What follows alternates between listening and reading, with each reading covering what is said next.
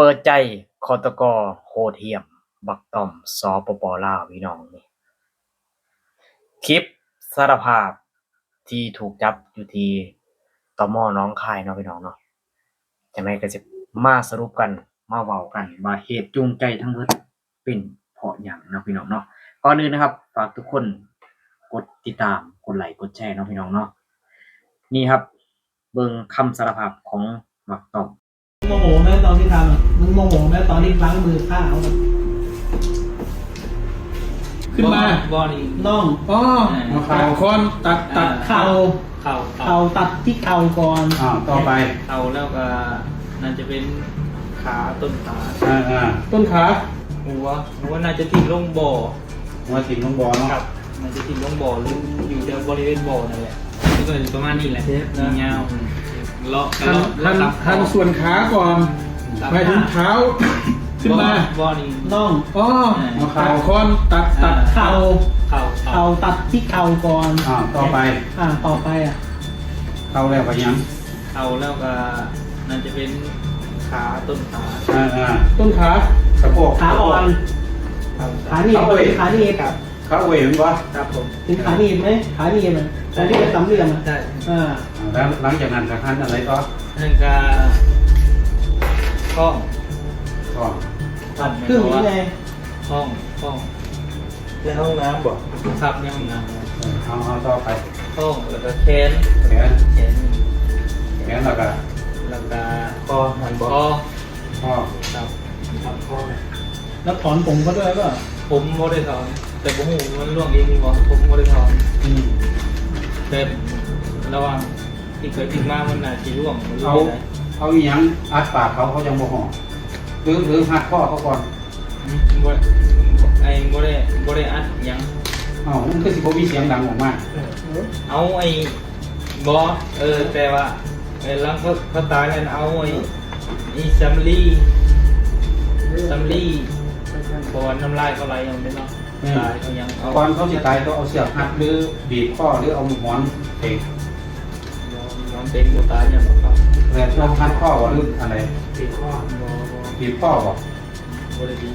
คิดยังไงสนองเขาจนสิตาย ก็คือคงว่ามันนะครับ วันไหน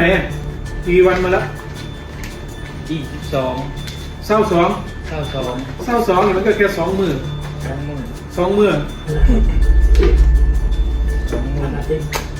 2 แสดงว่าเราไม่ไปทำงานนะเว้ย ไปผมเป็นงานปกติ เอ้าเลย ครับบ่ได้เป็นงานเช่นมื้อนี้8 ทุ่มครับ แต่ถุงนะเพราะมึงมีรอบไหนไหมที่มึงเดินออกมา2 ถุงพร้อมกัน รอบ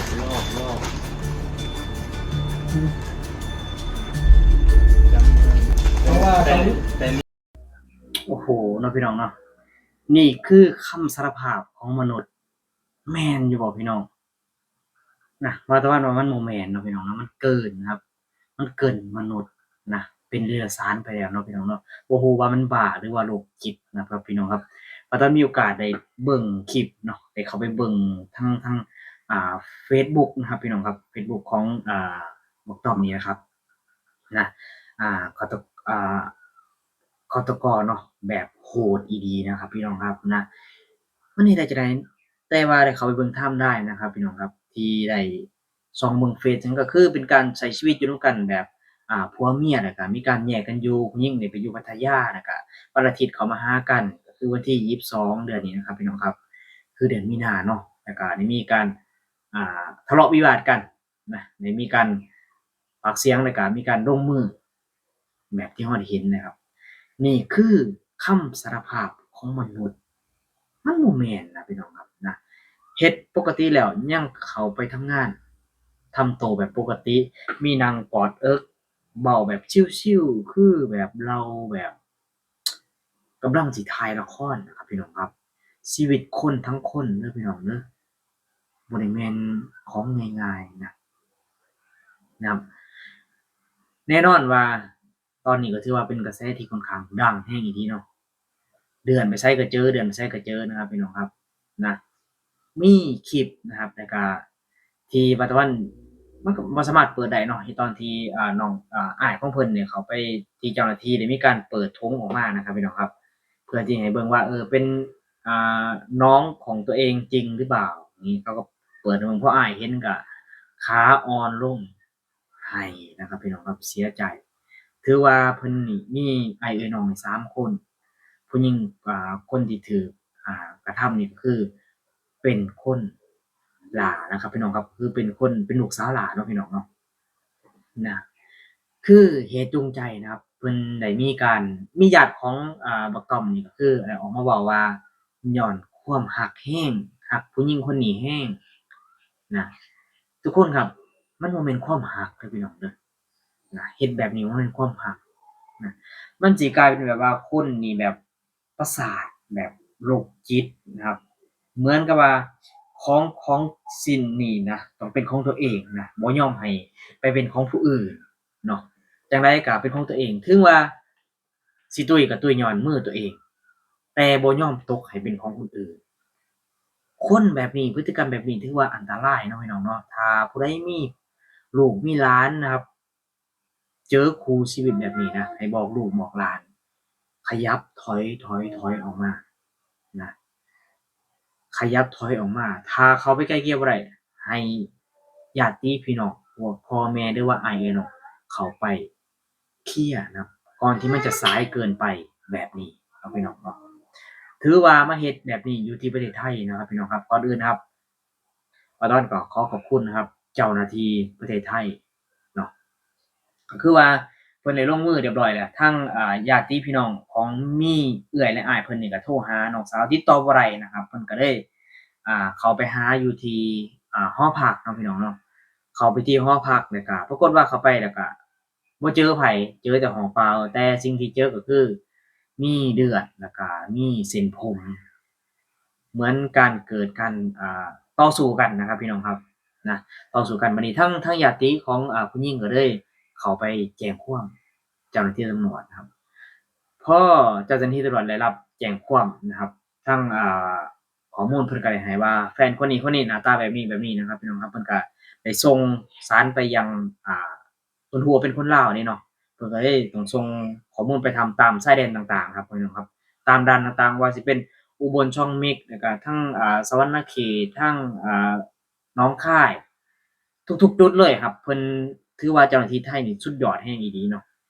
เพิ่นก็เอาหน้าตาอิหยังให้เบิ่งแล้วทั้งเจ้าหน้าที่ก็อยู่ที่หนองคายเพิ่นก็จังหวะสิข้ามพอดีเนาะเพิ่นก็เลยมีการตรวจแล้วก็กักไว้ถือว่าเรียบร้อยเนาะพี่น้องครับ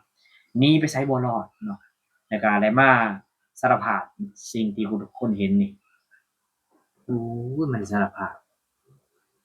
แบบยิ้มแย้มแจ่มใสแบบบ่กระตือรือร้นบ่สำนึกบ่อิหยังเลยบ่เป็นคนเลยเนาะพี่น้องเนาะนี่แน่นอนว่าทางเจ้าหน้าที่ก็สินำตัวมายัง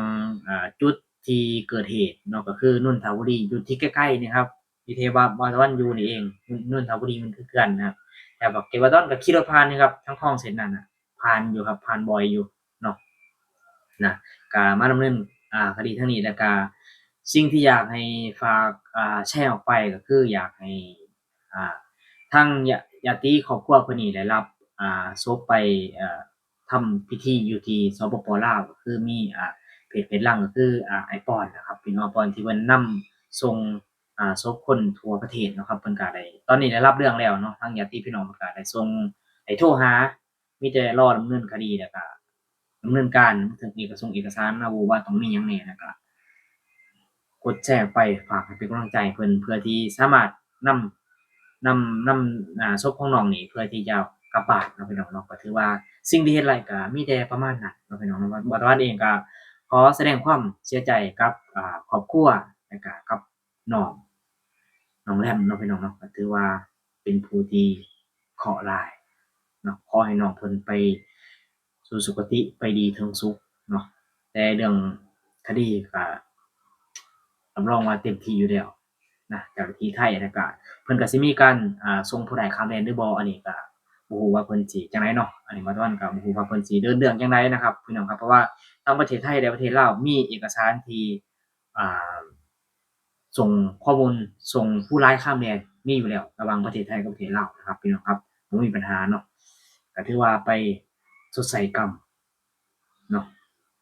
เป็นฆาตกรรมที่แบบโหดที่สุดแยกชิ้นส่วนได้แบบละเอียดยิบเคยทำงานเป็นพ่อครัวแล้วก็เคยทำงานแบบแลสัตว์นะครับพี่น้องครับถือว่าอันตรายแฮงชิ้นส่วนมนุษย์นี่มันบ่ได้แม่นของง่ายๆเด้อพี่น้องมัน3-4หั่นทำนี่โอ้ยเนาะมันเฮ็ดได้จั่งใดเนาะบ่แม่นมนุษย์นะเกินต้านมนุษย์นะครับพี่น้องครับนะฝากเป็นกำลังใจให้เนาะพี่น้องเนาะฝากกดไลค์กดแชร์ออกไปเพื่อที่สิให้ได้น้องเพื่อที่กลับบ้านไปหาพ่อแม่อย่างน้อยกลับไปทำพิธีประกอบบำเพ็ญกุศลพิธีสปลาวก็ยังดีเนาะพี่น้องเนาะคลิปนี้ก็สิมีประมาณนี้มาเว้าพูดคุยกันเนาะพี่น้องเนาะทุกคนมีความเห็นจังไดนะครับฝากคอมเมนต์กันเข้ามาได้คลิปนี้ขอลาทุกคนไปก่อนนะครับสวัสดีครับ